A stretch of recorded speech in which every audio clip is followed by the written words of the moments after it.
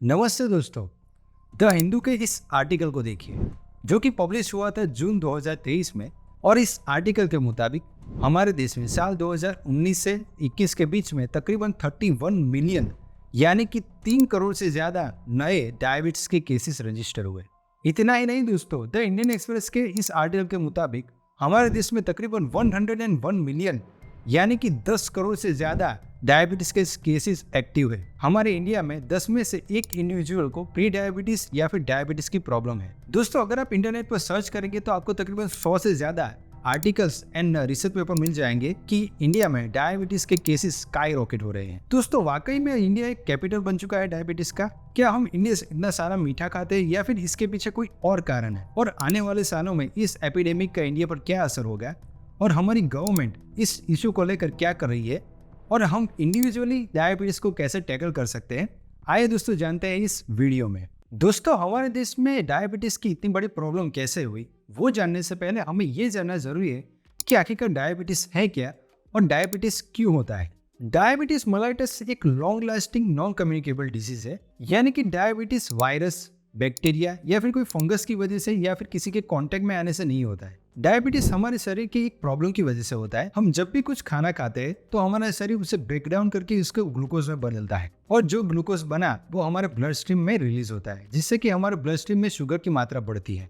जैसे ही हमारे blood stream में शुगर की मात्रा बढ़ती है, हमारे ब्रेन पेनक्रियास को सिग्नल देता है कि इंसुलिन की मात्रा ब्लड स्ट्रीम में बढ़ाई जाए। इंसुलिन हार्मोन का मेनली 2 काम होता है, हमारे ब्लड स्ट्रीम में ग्लूकोज के लेवल को मेंटेन करना और दूसरा और ग्लूकोज को हमारे शरीर के हर एक सेल के पास पहुंचाना, जिससे कि हमारे शरीर को एनर्जी मिलती है। और डायबिटीज के केस में इसी साइकिल पर मैन्युफैक्चरिंग हो जाती है, यानी कि डायबिटीज के केस में हमारे शरीर में इंसुलिन की मात्रा कम हो जाती है या फिर इतनी मात्रा में बन ही नहीं पाता जितनी मात्रा में हमारे ब्लड स्ट्रीम में शुगर होता है, या फिर हमारे शरीर के सेल से वो रेजिस्टेंट हो जाते हैं इंसुलिन से। यानी कि हमारा शरीर इंसुलिन तो बनाता है लेकिन वो रिएक्ट नहीं करता हमारे सेल्स से, जिसकी वजह से शुगर का लेवल हमारे ब्लड स्ट्रीम में बढ़ता ही जाता है और इसकी वजह से काफी सारे डिजीज का प्रॉब्लम हो जाती है, जैसे कि हार्ट डिजीज, किडनी डिजीज, आंखों की प्रॉब्लम्स। डायबिटीज के मेनली 2 प्रकार है, type 1 diabetes and type 2 diabetes. Type 1 diabetes हमारे ऑटो इम्यून सिस्टम के कारण होता है, यानी कि हमारा इम्यून सिस्टम गलती से हमारे शरीर पर ही अटैक करने लगता है, जिसकी वजह से जो इंसुलिन हमारे शरीर में बनता था वो कम हो जाता है या फिर पूरी तरीके से बंद ही हो जाता है, जिससे कि हमारा शरीर ब्लड स्ट्रीम में ग्लूकोज के लेवल को कंट्रोल नहीं कर पाता। और दुनिया में तकरीबन 5 से 10% केसेस टाइप 1 डायबिटीज के देखने को मिल जाते हैं और ऐसे पेशेंट्स को हर दिन एक इंसुलिन का इंजेक्शन लेना पड़ता है। और अभी तक टाइप 1 डायबिटीज की कोई भी दवा नहीं है या फिर कोई भी ट्रीटमेंट नहीं है। लेकिन दूसरी ओर टाइप 2 डायबिटीज की बात करो तो दुनिया में तकरीबन 90 to 95% केसेस टाइप 2 डायबिटीज के देखने को मिल जाते हैं। जैसे मैंने डायबिटीज की डेफिनेशन को समझाया, उसी तरह टाइप 2 डायबिटीज में भी हमारे शरीर में इंसुलिन की मात्रा इतनी ज्यादा नहीं होती, जिसकी वजह से ब्लड स्ट्रीम में शुगर बढ़ती ही जाती है और हमें टाइप 2 डायबिटीज या फिर प्री डायबिटीज के सिम्टम्स देखने को मिलने लगते हैं। टाइप 2 डायबिटीज को कंट्रोल किया जा सकता है लेकिन टाइप 1 डायबिटीज को कंट्रोल नहीं किया जा सकता है। डायबिटीज को आइडेंटिफाई करने के लिए मेनली 3 तरह के टेस्ट है। A1C टेस्ट, दूसरा है glucose intolerant test, fasting blood sugar test. दोस्तों, आज की बात करें तो इंटरनेशनल डायबिटीज फेडरेशन के मुताबिक दुनिया में तकरीबन 463 मिलियन डायबिटीज के केसेस है, जिनमें से 77 मिलियन इंडियंस के हैं, यानी कि 11 में से 1 इंडियन को डायबिटीज या फिर प्री डायबिटीज की प्रॉब्लम है। लेकिन दोस्तों, शॉकिंग बात यह है कि हाल ही में ICMR का यानी कि इंडियन काउंसिल मेडिकल रिसर्च का एक सर्वे रिलीज हुआ था और ये सर्वे चला था साल 2008 से लेकर साल 2020 के बीच में। दोस्तों, इस सर्वे में हमारे देश के तकरीबन 31 स्टेट्स एंड यूनियन टेरिटरीज को शामिल किया गया था, जिसमें तकरीबन 1,19,000 से ज्यादा लोगों ने पार्टिसिपेट किया था। और इस सर्वे के मुताबिक हमारे देश में तकरीबन 101 मिलियन डायबिटीज के cases and 136 million pre diabetes के केसेस हो सकते हैं और सबसे ज्यादा केसेस देखने को मिले साउथ इंडिया में। उसके अलावा सबसे बड़ी प्रॉब्लम देखने को मिली 20 से लेकर 60 साल के एज ग्रुप में। टोटल डायबिटीज केसेस में से तकरीबन 60 to 70% केसेस सिटीज यानी कि अर्बन एरियाज में देखने को मिले। लेकिन शॉकिंग बात यह भी पता चली कि अब रूरल एरिया में भी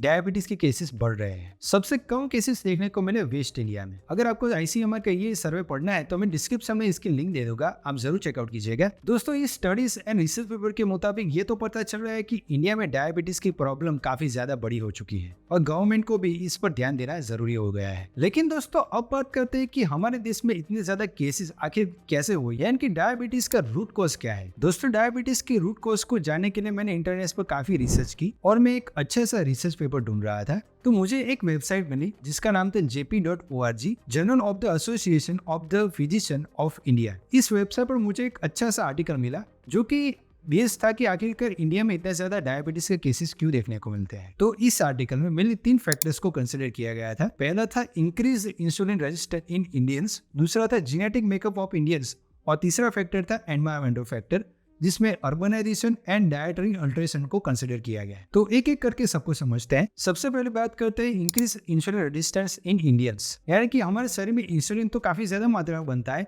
उसके साथ रिएक्ट नहीं कर पाता। इंसुलिन रेजिस्टेंट की मात्रा इंडियंस में 3 गुना ज्यादा देखने को मिल जाती है वेस्टर्न देशों से। और ऐसा भी बताया गया था कि हमारे देश में जो बच्चे जन्म लेते हैं वो अंडरवेट होने के कारण इंसुलिन रेजिस्टेंस ज्यादा देखने को मिलता है। अब दूसरे कारण की बात करते हैं जो कि है जेनेटिक मेकअप ऑफ इंडियंस। दोस्तों ये बात भी सच है कि अगर आपके पापा, परदादा या फिर नाना को या फिर घर में किसी को भी डायबिटीज की प्रॉब्लम है तो आपको डायबिटीज होने के चांसेस बढ़ जाते हैं। और ये स्टडी में ये भी बताया गया कि इंडियंस में ये नंबर काफी बड़ा है। अगर आपके पेरेंट्स में से किसी को भी डायबिटीज है तो आपको डायबिटीज होने का चांसेस तकरीबन 50% है, जबकि वेस्टर्न देशों में ये नंबर काफी ज्यादा कम है। अगर इस स्टडी में मैं ज्यादा गहराई में जाऊंगा तो आप काफी ज्यादा कंफ्यूज हो जाएंगे। तो दोस्तों अब बात करते हैं एनवायरमेंटल फैक्टर्स की। तो सबसे पहला है अर्बनाइजेशन। इंडिया में अर्बनाइजेशन काफी ज्यादा मात्रा में देखने को मिल जाता है। अर्बनाइजेशन साल 1950 में तकरीबन 15% था, जो कि आज 35% है, यानी कि रूरल एरिया के लोग सिटीज में ज्यादा माइग्रेट कर रहे हैं। सिटीज में जो लोग रहते हैं वो ज्यादातर फिजिकल एक्टिविटी काफी ज्यादा कम करते हैं। लोग प्रीफर करते हैं ऑफिस जॉब लेना और ज्यादातर जो ट्रैवलिंग करते हैं वो अपने बाइक, बस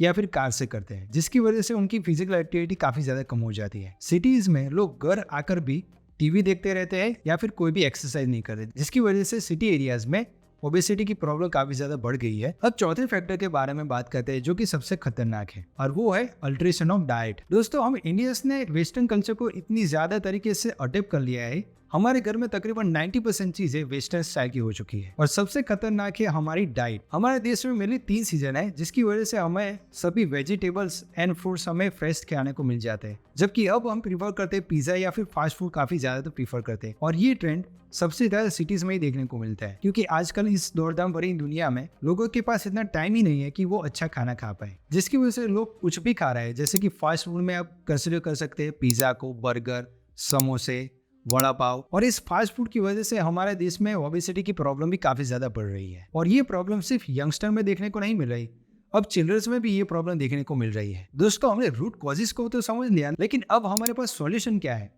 तो अब बात करते हैं कि हम डायबिटीज से कैसे बच सकते हैं और गवर्नमेंट इस एपिडेमिक को कैसे टैकल कर सकती है। तो दोस्तों गवर्नमेंट क्या कर सकती है इस एपिडेमिक को रोकने के लिए। तो सबसे पहले ये बात कर, तो हमारी गवर्नमेंट के पास इतना सारा डेटा ही नहीं है कि आखिरकार इंडिया में डायबिटीज के कितने केसेस हैं। तो सबसे पहले ये आइडेंटिफाई करना पड़ेगा कि डायबिटीज के हर एक फैक्टर एंड कैरेक्टरिस्टिक को आइडेंटिफाई करना पड़ेगा, जिससे कि एक रोड मैप बनाया जा सके कि डायबिटीज को कैसे कंट्रोल करना है। दूसरा गवर्नमेंट ये कर सकती है कि ऐसी पॉलिसी लेकर आए जिससे कि rural area and urban area में लोग एंकरेज हो फिजिकल एक्टिविटी करने के लिए। सबसे बड़ी चीज गवर्नमेंट ये कर सकती है कि unhealthy food and fruit products को गवर्नमेंट बैन कर सकती है, जिसमें हाई अमाउंट ऑफ शुगर या फिर रिफाइंड शुगर हो। अगर गवर्नमेंट बैन नहीं कर सकती तो एक एडवाइजरी पब्लिक के सामने जारी करनी चाहिए, जिससे कि हर एक इंडिविजुअल को पता चले कि अगर आप हाई अमाउंट ऑफ शुगर खा रहे हैं तो कितनी मात्रा में शुगर कंज्यूम करना चाहिए या फिर कितनी मात्रा में शुगर आपके लिए हार्मफुल हो सकता है। और लास्ट चीज मैं ये कहूंगा कि हमारे देश में